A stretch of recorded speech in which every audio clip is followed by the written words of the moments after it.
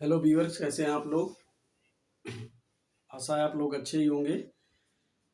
तो मैं आर अहमद आज फिर आपके साथ संविधान के एक अच्छे टॉपिक पर जिसे आप जिसे आप बहुत ही अच्छी तरीके से जो है वाकिफ़ होंगे।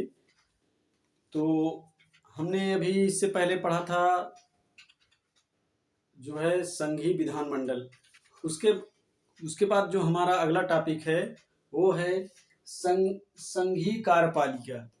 कार्यपालिका हम आपको बता देना चाहते हैं कि संघीय कार्यपालिका जो होती है उसमें जो है संघ के आधार पर जो संघ की कार्यपालिका होती है, कार्यपालिका विधायिका के ही जो है सदस्य होते हैं जो कार्यपालिका में चुने जाते हैं। तो जो हमारी जो संघीय कार्यपालिका है उसके शीर्ष पर सबसे पहले कौन सा आता है? राष्ट्रपति। तो राष्ट्रपति is a most important topic for the examination.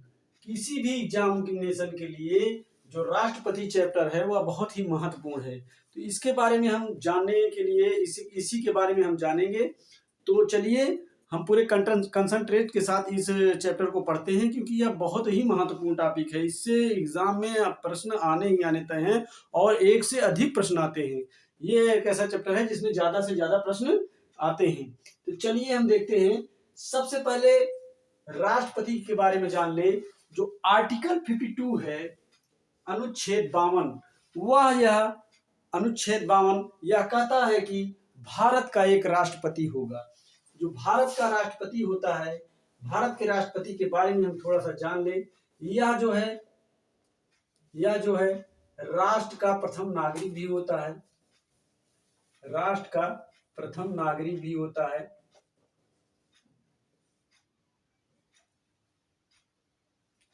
Bharat का राष्ट्रपति राष्ट्र का प्रथम नागरिक भी होता है। और यह कार्यपालिका का जो है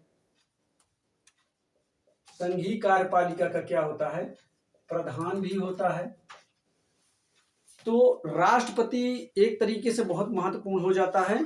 और यह एक तरीके से ये जान ले कि यह जो कार्यपालिका का प्रधान होता है यह औपचारिक रूप से होता है।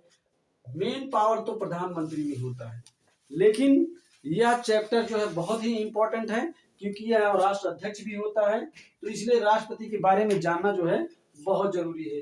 तो हमने जाना इनके पद के बारे में जो आर्टिकल 52 के थ्रू आता है। अब हम देखेंगे। अब हम आर्टिकल 53 को क्या करेंगे, देखेंगे।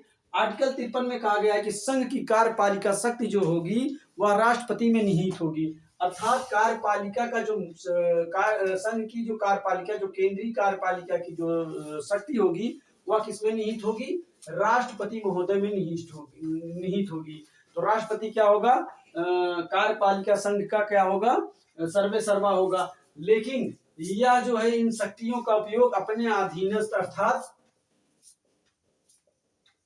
अपने अधीनस्थों के माध्यम से क्या करेगा? इन शक्तियों का उपयोग करेगा। अर्थात अपने राष्ट्रपति अर्थात अपने अधीनस्थों के माध्यम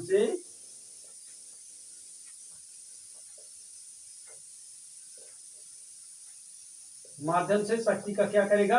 उपयोग करेगा। तो चलिए इतना हम जान लिए। यह सब जो है धीरे धीरे थोड़ा थोड़ा सा हम जान ले जो इंपॉर्टेंट है।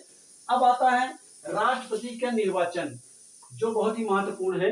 तो राष्ट्रपति के निर्वाचन में कौन कौन से लोग भाग लेते हैं यह बहुत ही इंपॉर्टेंट है। इस पे थोड़ा ध्यान दीजिएगा, नहीं तो मिस हो जाएगा। तो राष्ट्रपति के निर्वाचन में कौन कौन से लोग भाग लेते हैं यह थोड़ा सा देखेंगे। तो राष्ट्रपति के निर्वाचन में कौन कौन से लोग भाग लेते हैं? राष्ट्रपति के निर्वाचन में भाग लेते हैं कौन, ये देखिएगा। राष्ट्रपति के निर्वाचन में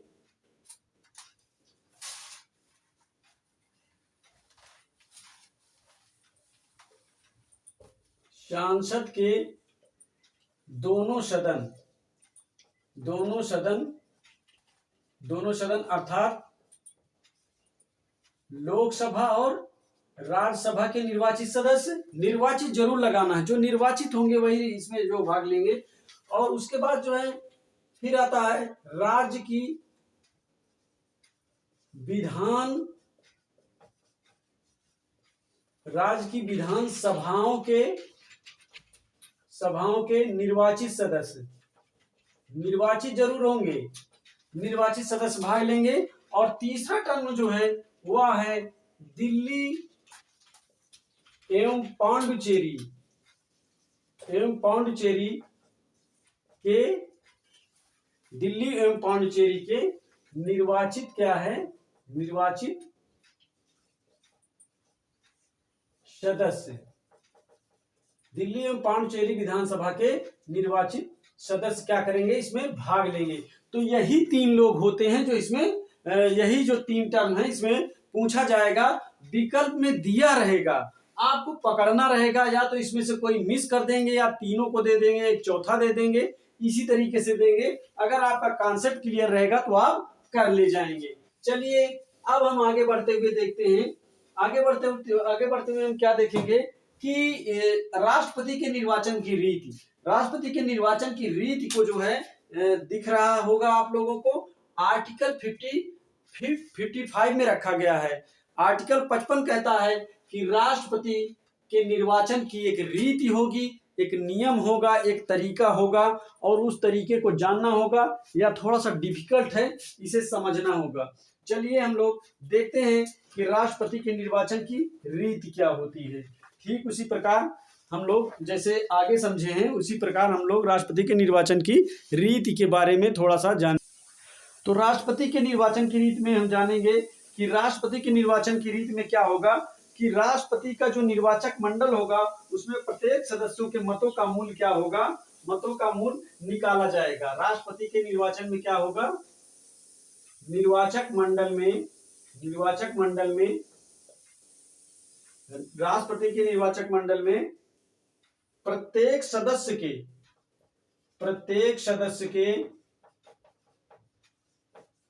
के मत का मूल्य जो होगा, मत का मूल्य वह क्या किया जाएगा, निकाला जाएगा। प्रत्येक निर्वाचक मंडल के प्रत्येक सदस्य के मत का मूल्य क्या होगा, निकाला जाएगा।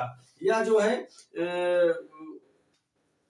जो है एक इम्पोर्टेंट टर्म है। उसके बाद जो अगला है इसमें देखेंगे एमएलए जो होते हैं, अर्थात जो हमारे जो विधायक होते हैं, MLA member of legislative assembly, तो जो विधानसभा के सदस्य होते हैं उनके मतों का मूल्य देखो किस तरीके से निकाला जाएगा।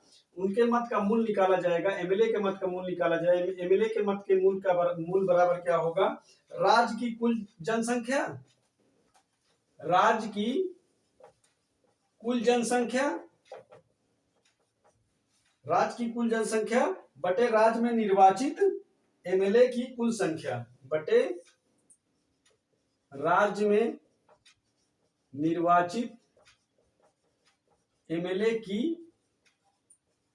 कुल संख्या,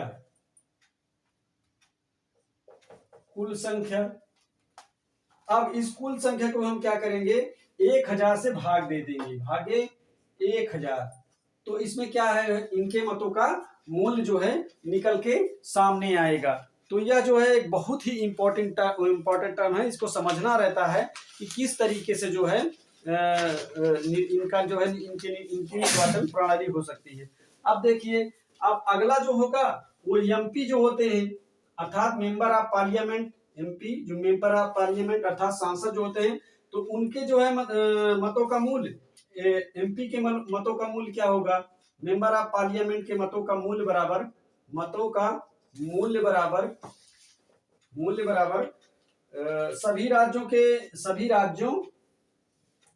सभी राज्यों और दिल्ली एवं पांडिचेरी, जैसे था दिल्ली एंड पांडिचेरी के सभी निर्वाचित सदस्य, केवल यही देखना होगा कि सभी निर्वाचित जरूर लगाना है, जो निर्वाचित होंगे वही जो है इसमें सभी निर्वाचित सदस्य, और एमएलए का कुल मूल्य, और जो एमएलए होंगे, एमएलए अर्थात जो मेंबर ऑफ लेजिस्लेटिव असेंबली होंगे उनका कुल मूल्य, और इसके बटे करके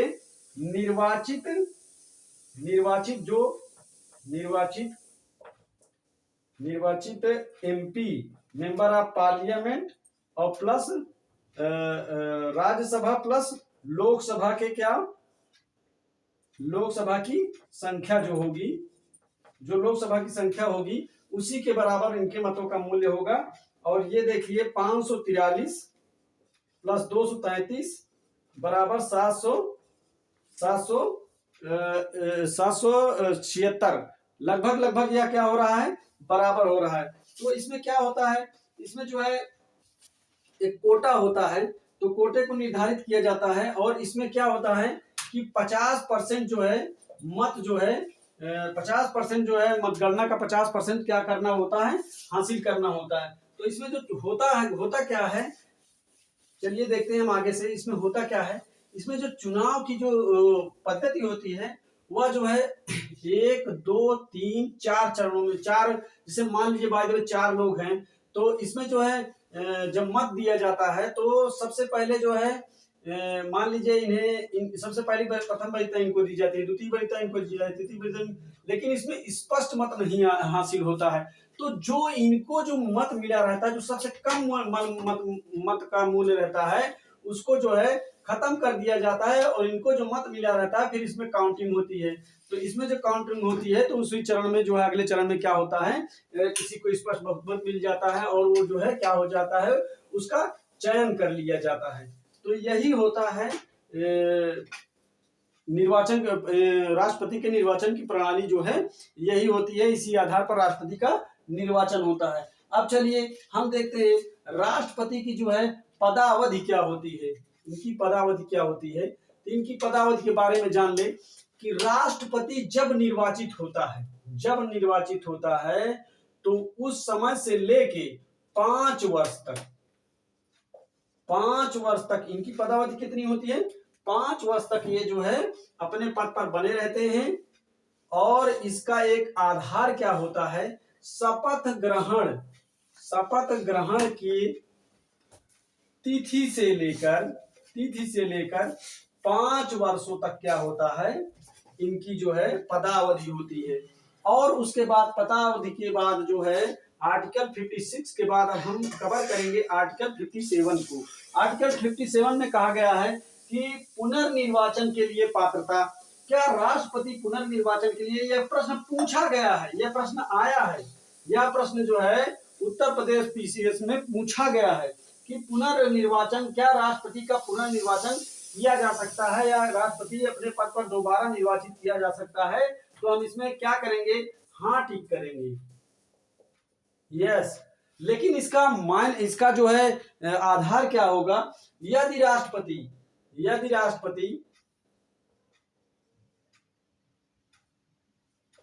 विधि द्वारा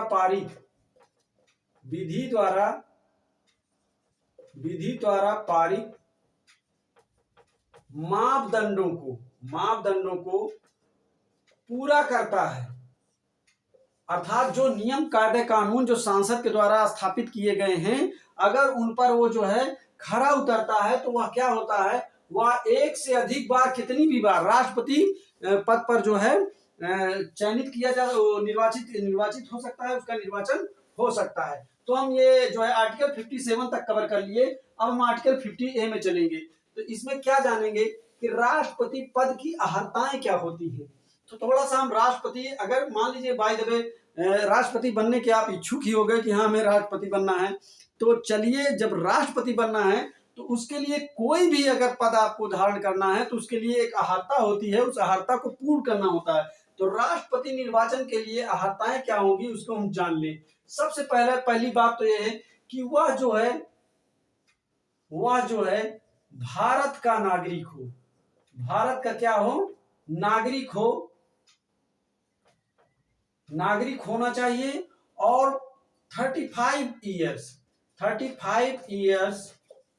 की एज को क्या करें, कंप्लीट होना चाहिए। 35 ईयर की एज उसकी क्या होनी चाहिए, पूर्ण होनी चाहिए। और अगला जो टर्म निकल के आता है वह जो है वह पागल या दिवालिया, यह बहुत ही फेमस टर्म है, लगभग सभी में आता है। वह पागल या दिवालिया नहीं होना चाहिए। और देखिए वह सांसद द्वारा निर्धारित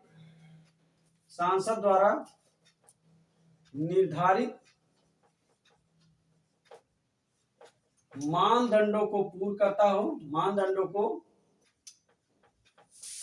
करता हो। और देखिए, राष्ट्रपति जो होगा वह जो है किसी भी सदन का चाहे वो लोकसभा हो चाहे वो राज्यसभा हो, इनमें से किसी भी सदन का क्या होगा, सदस्य नहीं होगा। ये तय है, इनमें से किसी भी सदन का सदस्य नहीं होगा। अगर इनमें से किसी भी सदन का सदस्य है, अगर वह राष्ट्रपति निर्वाचित कर लिया जाता है तो उसी तिथि से इन सदनों में उसकी क्या होगी, सदस्यता शून्य हो जाएगी। यही जो है उसके पद की अहर्ताएं होंगी और इसी आधार पर जो है राष्ट्रपति का क्या होगा, निर्वाचन होगा, अर्थात अपने पद पर राष्ट्रपति महोदय जी चुने जाएंगे।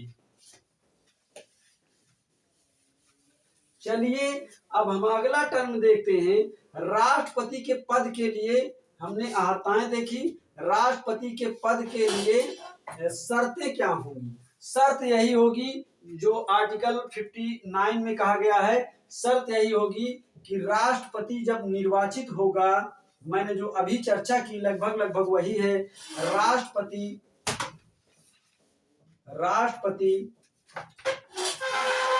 किसी भी सदन का सदस्य नहीं होगा। यदि किसी भी सदन का सदस्य क्या होगा, नहीं होगा। यदि वह किसी सदन का सदस्य है तो वह जो है राष्ट्रपति निर्वाचित होते ही उस सदन में उसकी उपस्थिति क्या मान ली जाएगी, शून्य मान ली जाएगी। उसकी उपस्थिति शून्य मान ली जाएगी। अहर्ताओं में हमने एक टर्म छोड़ दिया था कि वह किसी लाभ के पद पर जो है आसीन नहीं होना चाहिए, चाहे वह राज्य सरकार के अंतर्गत हो चाहे वह केंद्र सरकार के अंतर्गत हो। अगर किसी लाभ के पद पर वह जो है स्थापित है तो ऐसा व्यक्ति अयोग्य माना जाएगा, या तो उसका चयन हो, उसका निर्वाचन होते ही उस पद को क्या हो, छोड़ दिया जाए। अब इसमें जो है राष्ट्रपति, प्रधानमंत्री और मंत्रिमंडल अन्य मंत्री के जो पद होते हैं वह लाभ के पद नहीं माने जाते हैं। यह भी टर्म है। अगर ऐसा है तो वो हो सकता है, लेकिन जैसे ही यहाँ जो है इसका सिलेक्शन होगा तो उसे अपने जिस भी विधानमंडल का, जिस भी सांसद के किसी भी जो है सांसद के किसी सदन का हो या विधानसभा के किसी सदन का हो, विधानमंडल के किसी सदन का सदस्य हो, तो उसकी सदस्यता जो है उसको निर्वाचित होने के बाद छोड़नी पड़ेगी। यह जो टर्म है यही है। तो चलिए अब हम देखते हैं शपथ ग्रहण, जो आर्टिकल 16 में आता है। आर्टिकल 60 में आता है। लगभग आर्टिकल 60 में देखेंगे हम कि राष्ट्रपति द्वारा जो है पद ग्रहण, किस तरीके से राष्ट्रपति महोदय जी पद ग्रहण करते हैं। तो राष्ट्रपति का पद ग्रहण किसके समक्ष होता है, उच्चतम न्यायालय के मुख्य न्यायाधीश के समक्ष जो है, यह टर्म बहुत इंपॉर्टेंट है। मुख्य न्यायाधीश के समक्ष क्या करता है राष्ट्रपति, अपने पद के प्रति शपथ ग्रहण करता है। यदि मान लीजिए कि उच्चतम न्यायालय का जो है न्यायाधीश अनुपस्थित है, वह नहीं है किसी कारणवश, तो उस समय के सबसे वरिष्ठतम जो है न्यायाधीश के समक्ष जो है क्या करेंगे, राष्ट्रपति महोदय शपथ ग्रहण करेंगे। और राष्ट्रपति को शपथ जो है इन्हीं के समक्ष दिलवाया जाता है और यही पूछा जाता है कि किसके समक्ष जो है राष्ट्रपति अपना पद जो है, अपने पद के प्रति जो है शपथ ग्रहण करता है। चलिए अब हम देखते हैं अगला टर्म जो है वह देखते हैं आर्टिकल 61 के बारे में। आर्टिकल 61 के बारे में हम देखेंगे, राष्ट्रपति पर महाभियोग। राष्ट्रपति पर महाभियोग किस तरीके से चलाया जाता है? तो राष्ट्रपति पर महाभियोग जो है चलाया जाता है वह जो है संविधान का उल्लंघन करने के, मान लीजिए राष्ट्रपति ऐसा कोई कार्य करता है जिससे संविधान का उल्लंघन होता है या साबित कदाचार,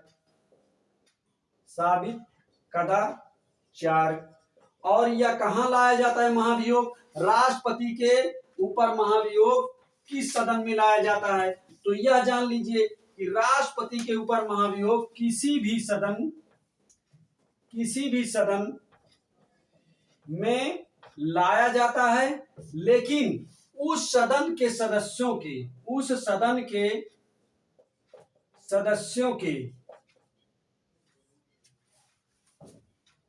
पूर्ण बहुमत के आधार पर अर्थात 2/3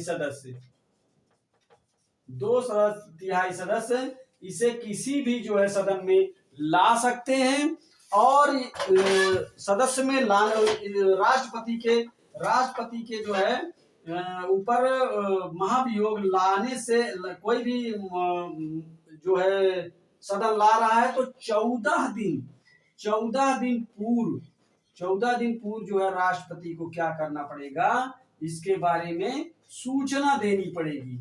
14 दिन पूर्व सूचना देने के बाद ही जो है उसको किसी भी सदन में अगर उसके प्रति जो है लाया जाता है महाभियोग लाया जाता है तो जो है 14 दिन पूर्व से इसकी सूचना देनी होगी।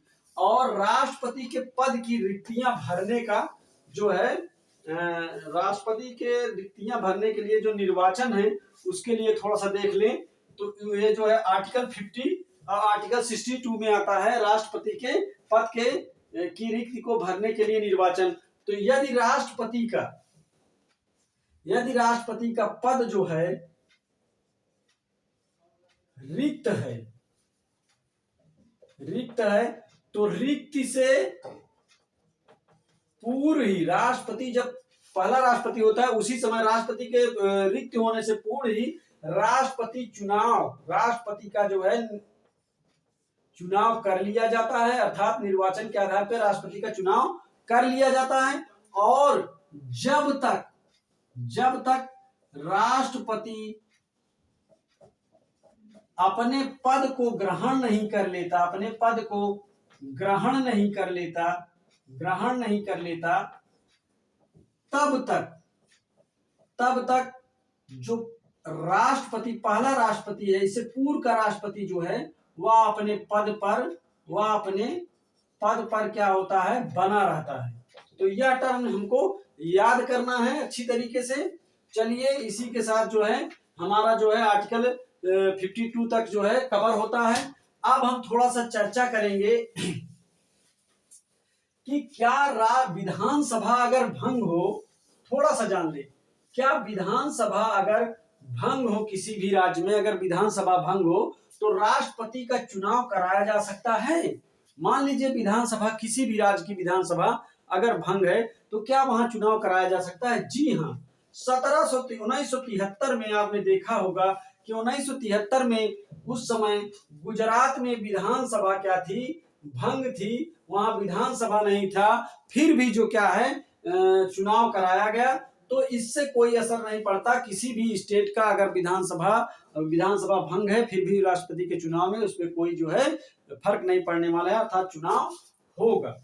चलिए हम इतना जाने। अब इसके आगे हम पढ़ेंगे राष्ट्रपति के, हमने ये पढ़ लिया राष्ट्रपति का पद, आर्टिकल 52 राष्ट्रपति के संघ की कार्यपालिका शक्ति राष्ट्रपति में निहित, आर्टिकल 53, आर्टिकल 54 में पढ़ा राष्ट्रपति का निर्वाचन, आर्टिकल 55 में पढ़ा राष्ट्रपति के निर्वाचन की रीति क्या होगी, आर्टिकल 56 में पढ़ा राष्ट्रपति की पदावधि क्या होगी, आर्टिकल 57 में पढ़ा पुनर्निर्वाचन के लिए पात्रता क्या होगी, आर्टिकल 58 में पढ़ा राष्ट्रपति निर्वाचन होने के लिए अहर्ताएं क्या होगी, आर्टिकल 59 में राष्ट्रपति के पद के लिए शर्तें, आर्टिकल 60 में राष्ट्रपति द्वारा शपथ ग्रहण, आर्टिकल 61 में राष्ट्रपति पर महाभियोग, और आर्टिकल 62 में राष्ट्रपति के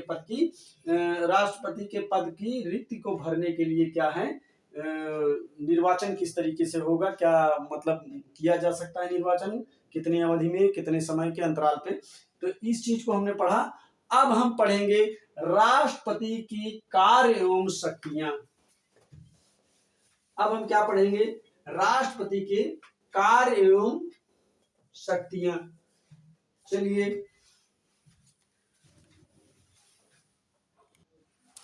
तो जो राष्ट्रपति के पद के कार्य एवं शक्तियां हैं, अर्थात तो जो उसकी विधायी शक्तियां हैं, प्रशासनिक शक्तियां हैं, और जो उसकी जो है अन्य जो है पदाधिकारी हैं उनको जो है शपथ दिलाने या उनके पद का सृजन पे उनके चयनित करने के लिए जो शक्तियां हैं, इन शक्तियों के बारे में हम चर्चा करेंगे। और राष्ट्रपति को जो वीटो पावर दिए गए हैं उस पर हम चर्चा करेंगे कि राष्ट्रपति को कौन कौन से वीटो पावर दिए गए हैं। राष्ट्रपति को लगभग 3 वीटो पावर दिए गए हैं। तो जिसे हम इस तरीके से जान सकते हैं कि राष्ट्रपति का वीटो पावर, थोड़ा सा देख लें। राष्ट्रपति का वीटो पावर मतलब वीटो शक्तियां। तो राष्ट्रपति को जो वीटो शक्तियां दी गई हैं वह कितने प्रकार की दी गई हैं, वह 3 प्रकार की दी गई हैं। कितने प्रकार की? 3 प्रकार की शक्तियां हैं।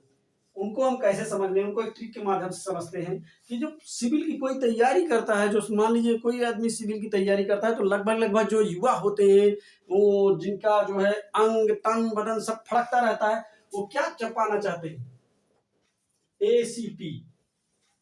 एसीपी का पद पाना चाहते हैं। तो एब्सोल्युटली वीटो, सस्पेंस वीटो और जो है पॉकेट वीटो, 3 टाइप का वीटो होता है। तो जो एब्सोल्युटली वीटो होता है वह जो है देखिए वो किस प्रकार का होता है। यदि कोई जो है मान लीजिए कोई सरकार जो है बनी हुई है और विधानसभा में किसी का बहुमत है और उसकी जो है सरकार बनी हुई है, तो ऐसी सरकार जब अपने रहते हुए किसी भी विधेयक को पारित नहीं करती है, किसी भी विधेयक को क्या करती है? पारित नहीं करती है, विधेयक को पारित नहीं करती है। और उसके बाद जो फिर सरकार का गठन होता है, जब वो दूसरी सरकार आती है, तो वह भी क्या करती है? वह भी उस विधेयक को पारित नहीं करना चाहती, उस विधेयक को क्या करना चाहती है? पारित नहीं करना चाहती है। तो ऐसे में राष्ट्रपति महोदय जी क्या करते हैं? उस जो है वीटो को क्या करते हैं? इसी प्रकार के वीटो को क्या माना जाता है? एब्सोल्युटली वीटो माना जाता है, एब्सोल्यूट वीटो माना जाता है। और इसके बाद का जो दूसरा वीटो है वह जो है सस्पेंशन वीटो, अर्थात सस्पेंशन वीटो। तो यह वीटो क्या होता है? सस्पेंशन वीटो क्या होता है? इसको हिंदी में समझ लीजिए थोड़ा सा, निलंबनकारी वीटो। तो सरकार का क्या होता है, इसमें जो है राष्ट्रपति महोदय जो होते हैं वो क्या करते हैं? इसको जो है उनका जो है पर्पज ही होता है कि इस वीटो पर कोई निर्णय नहीं लेना है, अर्थात यह वीटो क्या होगा? सस्पेंस हो जाएगा। चलिए अब हम देखते हैं जो पॉकेट वीटो होता है इसका प्रयोग कैसे किया जाता है। राष्ट्रपति महोदय इसे क्या करते हैं? पॉकेट वीटो को अपने विचारार्थ के लिए इस वीटो को क्या करते हैं? अपने पास रख लेते हैं, इस पर कोई निर्णय नहीं देते हैं। अर्थात जब कोई निर्णय नहीं देते तो यह जो है यह विधेयक क्या मान लिया जाता है?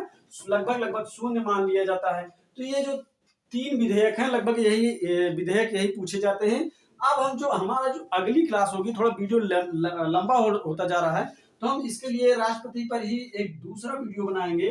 अपने सेकंड क्लास में जो है हम देखेंगे राष्ट्रपति की शक्तियां एवं कार्य, ये चीज हम देखेंगे। इसके लिए हम थोड़ा सा एक वीडियो अलग से जारी करेंगे, इसका 2 पार्ट बनाएंगे क्योंकि वीडियो बहुत बड़ा होता है। तो उसमें हम हो सकता है कि उसमें हम जो इसको ये वीडियो जो है इसको थोड़ा डिटेल्स में चर्चा कर लें। तो चलिए हम लोग इसी के साथ जो है अपनी आज की क्लास खत्म करते हैं और फिर मिलेंगे हम अपनी क्लास में। तब तक के लिए आप लोग को धन्यवाद। Thank you.